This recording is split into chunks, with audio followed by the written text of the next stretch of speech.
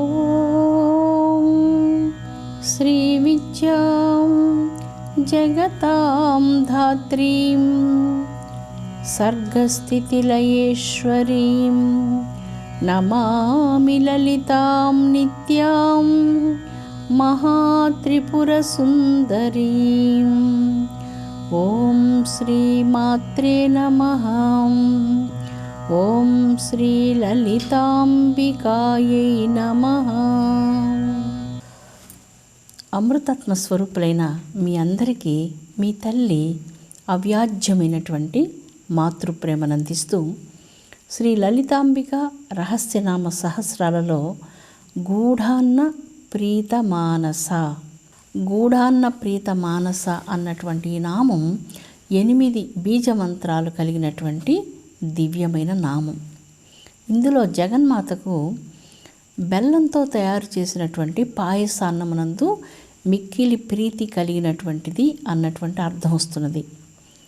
లలితాంబికాదేవి హస్తాలలో పంచబాణాలను ధరించి ఉంటుంది. ఈ పంచబాణాలు 5 బీజమంత్రాలు. పారమార్థికంగా ఐం శ్రీం హ్రీం క్లీం సౌహు. ఇవి పుష్పాలుగా కూడా మనం చెప్పుకోవచ్చు. ఈ పంచబాణాలను ధరించినటువంటి జగజ్జనని లలితాంబికాదేవి. సాధారణంగా ఈ బీజమంత్రాలు తాత్కాలికంగా వాడిపోయే పుష్పాలు కావు. శాశ్వతమైనటువంటి అజరామరమైనటువంటి శక్తి కలిగినటువంటివి. మరొక హస్తమునందు చెరుకు విల్లును ధరించి ఉంటుంది. ఈ గూఢము అంటే బెల్లమును చెరుకు రసంతో తయారు చేస్తారు. చెరుకు రసంతో బెల్లాన్ని పంచదారను కూడా తయారు చేస్తారు. కానీ పంచదార యందు ఆహారానికి కావలసినటువంటి పోషక పదార్థాలు మాత్రం ఏమీ లేవు. చాలా మధురంగా తీయగా మాత్రమే ఉంటుంది. కానీ బెల్లమునందు పోషక పదార్థాలు చాలా ఉన్నాయి. అందువలన ఇటువంటి ఆహారాన్ని గురించి లలితా సహస్రనామం ఎప్పుడో వేదకాలంలోనే మాట్లాడింది. ఈ గూఢాన్న ప్రీత మానస అన్నటువంటి ఈ యొక్క 8 బీజమంత్రాలు కలిగిన నామం సాధారణమైనటువంటి అర్థంతో మనకు చెప్పడం లేదు. పంచదారలో సుక్రోజ్, లాక్టోజ్ అనేటువంటి 2 పదార్థాలు అందులో ఉన్నాయి. ఈ 2 పదార్థాలు శరీరానికి అపకారం చేసేటువంటి పదార్థాలు. శరీరం యొక్క బరువును పెంచుతాయి, అనారోగ్యాన్ని కలిగిస్తాయి. అంతేకాదు కొన్ని సందర్భాల్లో మధుమేహ వ్యాధి అంటే డయాబెటీస్ వచ్చేదానికి కూడా ఈ యొక్క పంచదార వలన బాగా అవకాశం ఉన్నది. ఇదంతా మనం ఎందుకు చెప్పుకుంటున్నామంటే పంచదార వలన కలిగే అనారోగ్యాలు అనేకాలు. చాక్లెట్లలో పంచదార అధికంగా వాడబడుతూ ఉన్నది. బెల్లంతో తయారు చేసినటువంటి ఏ విధమైన ఆహారాలు కూడా ఎటువంటి పరిస్థితుల్లో అనారోగ్యాన్ని ఇవ్వవు. అంతేకాకుండా పోషకాహారపు విలువలను కలిగి ఉన్నది. అందుకే దానిని గురించి మనకు చెప్పడం కోసం గూఢాన్న ప్రీత మానస అన్నటువంటి ఈ నామంలో చాలా అంతరార్థం ఉన్నది. గూఢము అంటే బెల్లం. ఈ బెల్లాన్ని అమ్మవారి చేతిలో ఉన్నటువంటి ఇక్షుకోదండం అంటే చెరుకు గడను రసాలు తీసి ఆ చెరుకు రసంలో నుంచి బెల్లాన్ని తయారు చేస్తారు. ఈ సంవత్సరం తయారు చేయబడినటువంటి బెల్లాన్ని వాడకూడదు. ఎంతగా పాతబడితే అది అంత ఆరోగ్యాన్ని కలిగిస్తుంది. మీకు అందరికీ తెలుసు, బెల్లంలో B12 అనేటువంటి ఒక శక్తి ఉంది. ఈ B12 తగ్గినప్పుడు శరీరంలో రక్తం తగ్గిపోతుంది. రక్తం తగ్గితే తెలుసు కదా, గుండె బలహీనంగా కొట్టుకోవడం, అనారోగ్యాలు, బ్రెయిన్కు సరిగ్గా రక్తం అందకుండా వెళ్ళడం, ఊపిరితిత్తుల్లో గాలి సరిగ్గా అందకుండా పీల్చుకోలేకపోవడం, నీరసం, నిస్సత్తువ, నడవలేకపోవడం, మంచి ఆలోచనలు చేయలేకపోవడం, ఇవన్నీ కూడా B12 లోపం వల్ల వస్తుంది. ఆ లోపం మనుషులకు రాకుండా ఉండాలంటే బెల్లం తప్పనిసరిగా తినాలి. మీకు అందరికీ తెలుసు, గణేష పూజ చేసేటప్పుడు మనం దైవానికి ప్రసాదంగా అటుకులు, బెల్లం నివేదన చేస్తాం. ఆ చిన్న బెల్లం ముక్కను పిల్లలందరికీ ప్రతిరోజు కొద్ది కొద్దిగా ఇస్తూ ఉంటారు. అంటే దైవానికి ప్రసాదంగా నివేదన చేయబడినటువంటి ఈ ప్రసాదం దీని వెనక మన శరీరానికి కావలసినటువంటి B12 అందిస్తూ ఉన్నారు. రక్తలోపం కలిగినప్పుడు ఏమవుతుంది? రక్త కణాల్లో ఐరన్ తగ్గిపోతుంది. దానివల్ల మనిషి చాలా బలహీనుడవుతాడు. అందుకోసమే బాగా ఆకుకూరలు తినాలి, బెల్లం పానకం తాగాలి. ఈ బెల్లం పానకాన్ని దేవికి నివేదన చేస్తాం. శుక్రవారం పూట వడపప్పు, బెల్లం పానకం అమ్మవారికి చాలా ప్రియమైనటువంటిదిగా నివేదన చేసి పిల్లలందరికీ వాటిని పంచిపెట్టడం జరుగుతుంది. దీనివల్ల ఏం జరుగుతుంది? మాటికి వైద్యశాలల మెట్లు ఎక్కకుండా మనం చక్కగా మంచి ఆరోగ్యంతో ఉంటాం. బెల్లంలో ఒక అద్భుతమైనటువంటి శక్తి ఉన్నది. ఆ శక్తి వ్యాధి నిరోధక శక్తి. వ్యాధుల్ని నిరోధింపచేసే శక్తి బెల్లానికి ఉంది. అంత అద్భుతమైనటువంటిది. అందువలన ఈ బెల్లంతో ఉన్నటువంటి ఆహార పదార్థాలు తినడం వలన, అంటే అరిసెలు కానీ, బెల్లం పొంగలు కానీ, లేదా పానకం కానీ ఇలాంటివి తినడం వలన త్వరగా జబ్బుల్ని శరీరానికి రానివ్వదు. అంతేకాకుండా శరీరానికి కావలసినటువంటి ఐరన్ ఇస్తుంది, B12 ఇస్తుంది. ఇంత శక్తివంతమైనటువంటి ఈ బెల్లంలో ఉన్నటువంటి పోషకాహారాలను ప్రపంచ ఆరోగ్య సంస్థ, ప్రపంచ ఆహార సంస్థ, ఆరోగ్య సంస్థ గుర్తించింది, ఆహార సంస్థ గుర్తించింది. ఈ రెండు సంస్థలు ఇప్పుడు గుర్తించాయి. కానీ వేదకాలం నాడే, గూఢాన్న ప్రేత మానస కాలం నాటికే ఆ బెల్లంలో ఉన్నటువంటి పోషకాహారపు విలువలను లలితా సహస్రనామం కమనీయంగా మనకు ప్రసాదించి మన నిత్య జీవితంలో అమ్మవారికి పొంగల్ ఇష్టం కనుక మనం అమ్మకు నైవేద్యం చేసి మనం స్వీకరిస్తూ మన సమాజంలో అందరూ ఆరోగ్యంగా ఉండాలి అంటూ కోరుకున్నటువంటిది సనాతన ధర్మ సంస్కృతి. బెల్లం విశిష్టతను ఎంత అందంగా చెప్పారో ఈ నామం మనకు తెలియజేస్తుంది. వృద్ధాప్యం వల్ల కలిగే అనారోగ్యాలు బెల్లం పానకం తొలగిస్తుంది. ఇందులో ఒమేగా ఫ్యాటీ అనేటువంటి ఆమ్లాలు గుండె వ్యాధులను దరిచేరనివ్వవు. అందుకే మీరు శుక్రవారం నాడు అమ్మవారికి పొంగల్ చేసి పెట్టి, శనివారం నాడు లక్ష్మీనరసింహస్వామికి, వెంకటేశ్వర స్వామికి బెల్లంతో పొంగల్ చేసి పెట్టి మీ ఆరోగ్యాన్ని కాపాడుకోండి. మరి ఆరోగ్యమే కదా మహాభాగ్యం. ఈ గూఢాన్నం ప్రీత మానస అన్నటువంటి నామంలో గూఢాన్నం ఎలాగ తయారు చేయాలి? పాలు తీసుకొని ఆ పాలలో మంచి బియ్యాన్ని కడిగి దాన్ని బాగా మెత్తగా ఉడికించాలి.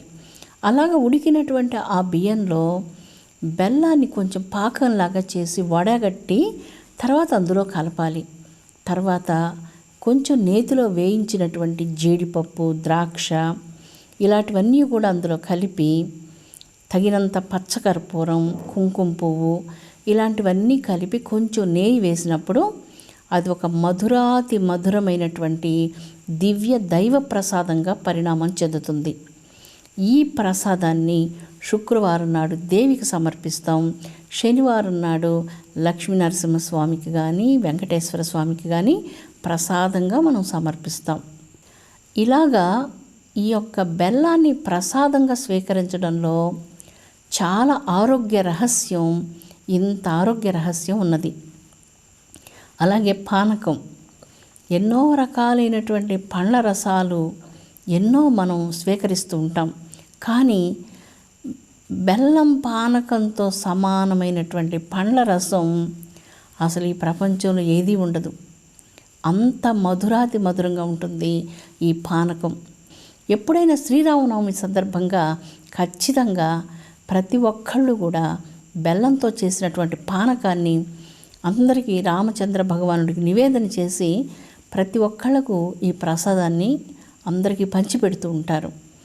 ఈ బెల్లం పానకం తీసుకోవడం వలన శరీరానికి బాగా ఆ ఇనప ధాతు ఎక్కడైతే శరీరంలో తగ్గి ఉంటుందో ఐరన్ లోపం లేకుండా కాపాడుతుంది, B12 ఇస్తుంది. శరీరానికి కావలసినటువంటి పోషక పదార్థాలన్నిటినీ అందించే అపురూపమైన శక్తి కలిగింది బెల్లం. అందుకే దీనిని గూఢాన్న ప్రీత మానస అన్నటువంటి ఈ నామంలో అమ్మవారికి ఇది చాలా ప్రేమ అన్నప్పుడు మనం ఖచ్చితంగా శుక్రవారం నాడు బెల్లంతో తయారు చేసినటువంటి పొంగల్ని తల్లికి నివేదన చేసి మన గృహ సభ్యులందరికీ పంచిపెడతాం. ఇంకా ఇంకా ఎక్కువ మంది కూడా మనం పంచిపెడుతూ ఉంటాం. ఇలా పంచిపెట్టడం వలన దైవ నివేదితమైనటువంటి ఆ ప్రసాదం ప్రతి ఒక్కళ్ళకు కూడా కావలసినటువంటి పోషక శక్తిని, ఆరోగ్యాన్ని, వీటన్నిటినీ ప్రసాదిస్తుంది. గూఢాన్నం చాలా ప్రియమైనటువంటిది దేవికి. లక్ష్మీ నరసింహస్వామి వారికి ప్రతి శనివారం ఈ ప్రసాదం మనం నివేదన చేస్తూ ఉంటాం. అలాగే వెంకటేశ్వర స్వామికి కూడా ఈ ప్రసాదాన్ని శనివారం పూట మనం చక్కెర పొంగల్ తయారు చేసి స్వామివారికి నివేదన చేస్తాం. ఒకవేళ మన ఇంట్లో మన పరిస్థితులు సరిగా లేక ఇలాంటి ప్రసాదాలని మనం చేసుకోలేకపోతే దానికి మనమేం బాధపడనక్కర్లేదు. మనం భారతదేశంలో దేవాలయాలకు వెళ్తాం.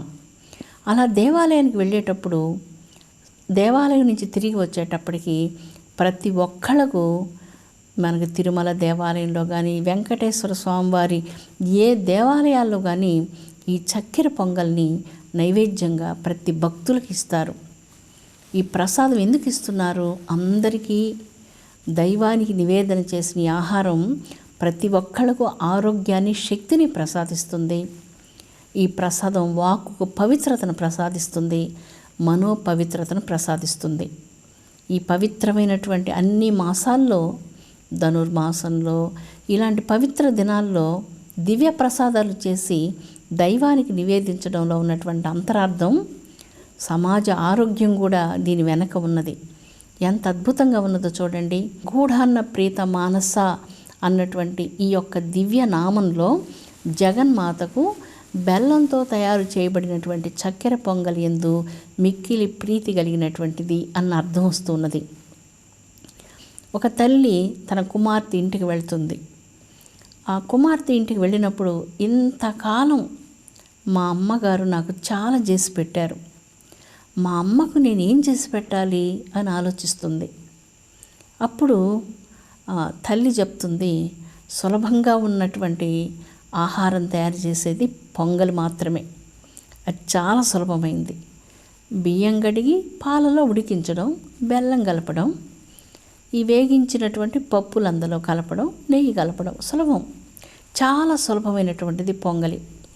విదేశాల్లో లక్షలాది మంది ఈ పొంగల్ తయారు చేసేది నేర్చుకున్నారు. వాళ్ళందరూ శుక్రవారం నాడు పొంగల్ తయారు చేసి లలితా రహస్యనామ సహస్రాలు పారాయణం చేసి అమ్మవారికి ఈ పొంగల్ నైవేద్యం చేసేది వాళ్ళు బాగా నేర్చుకొని అలాగా అభ్యాసం చేసుకున్నారు. ఖచ్చితంగా శుక్రవారం వచ్చిందంటే తలస్నానం చేసి మన సాంప్రదాయబద్ధమైనటువంటి దుస్తుల్ని ధరించి, చేతుల నిండా గాజులు వేసుకోకపోతే చేతిలో ధనం నిలవదు కనుక చేతుల నిండా గాజులు వేసుకొని దేవికి పూజలన్నీ చేసి పెద్ద బొట్టు పెట్టుకొని, ఇదంతా అయిన తర్వాత మళ్ళీ ఇవన్నీ తీసివేసి తమ దేశాలకు సంబంధించిన దుస్తులు ధరించి ఆఫీస్కి వెళ్ళిపోతూ ఉంటారు. ఈ పొంగల్ చేయడం అనేటువంటిది చాలా చాలా సులభమైనటువంటిది. అందుకే అమ్మ ఎప్పుడైనా మీ కన్నతల్లి మీ ఇంటికి వచ్చినప్పుడు బిడ్డకు సులభంగా ఉండేటువంటిది ఏమిటి అంటే పొంగలి, అది చేయమని చెప్తుంది. అదే గూఢాన్నం. ఈ గూఢాన్న ప్రీత మానస జగన్మాత లలితాంబిక దేవి కూడా తన బిడ్డలందరికీ చాలా సులభమైనటువంటి వంట ఒకటి, ఆరోగ్యాన్ని ప్రసాదించేది, కుటుంబ సభ్యులందరికీ శుభం కలిగించేటువంటిది, వారందరికీ సంపూర్ణమైనటువంటి శక్తిని కలిగించేదాన్ని తనకు ప్రీతి అని చెప్తుంది.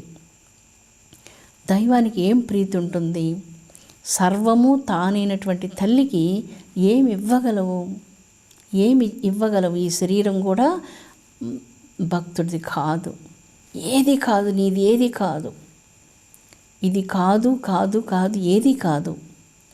మధురాతి మధురమైనటువంటి భక్తిలో పరమాద్భుతమైనటువంటి శక్తి ఉన్నది. ఆ పరమాద్భుతమైనటువంటి భక్తి శక్తి వల్లనే మానవ జీవితానికి ముక్తి లభిస్తుంది. కనుక ఇక్కడ అమ్మ లలితా భవానీ దేవి తన బిడ్డలకు చాలా సులభంగా చేయగలిగినటువంటి ఆహారం ఏమున్నదని ఆలోచించి గూఢాన్న ప్రీత మానస అంటూ ఈ నామం ద్వారా మనందరికీ సులభంగా చేయగలిగేటువంటి ఒక వంటను ప్రసాదించి ఆ వంట కూడా అందరికీ ఆరోగ్యం కలిగించాలి, అందరికీ మేలు కలిగించాలి, సమాజంలో ప్రతి ఒక్కరికి శుభం కలిగించాలంటూ కోరుకుంటున్నటువంటి చల్లని తల్లి, పండు జాబిల్లైనటువంటి లలితాభవాని తల్లి పవిత్ర పాదపద్మాలకు భక్తితో నమస్కరిద్దాం. విశ్వమాత మానవాళిలో ఉన్నటువంటి అన్ని కోట్ల తప్పులు మన్నించి మానవ జాతిని సత్యం వంకకు, శాంతి వంకకు, ఐక్యమత్య వంకకు నడిపించాలని వేడుకుందాం. యుద్ధాలు లేనటువంటి ప్రపంచాన్ని చూడాలని కోరుకుంటున్నాం. ఐక్యమత్యంతో ఉన్నటువంటి మానవ సమాజాన్ని, 10 మంది మేలు కోరే మానవ సమాజాన్ని కావాలని కోరుకుందాం. మానవులందరికీ ప్రతిరోజు ఒక మంచి రోజు కావాలని కోరుకుందాం. ఏ రోజు మన జీవితాల్లో ఎవరికి చెడు జరగకూడదు, ఎవరికి ఆపద రాకూడదు. ప్రతి ఒక్కళ్ళ హృదయాల్లో శాంతి రావాలి. ప్రతి ఒక్కళ్ళ జీవితాలలో ఈ దైవానుగ్రహం అమృత వర్షంలాగా కురిసి మానవాళి మొత్తము శాంతి సౌభాగ్యాలతో వర్ధిల్లాలని జగదంబ లలితా పరమేశ్వరి దేవి పవిత్ర పాద పంకజాలకు భక్తితో వినమ్రతతో నమస్కరిద్దాం. విశ్వశాంతి వర్ధిల్లునుగాక. స్వస్తి. ఓం శాంతి శాంతి శాంతి.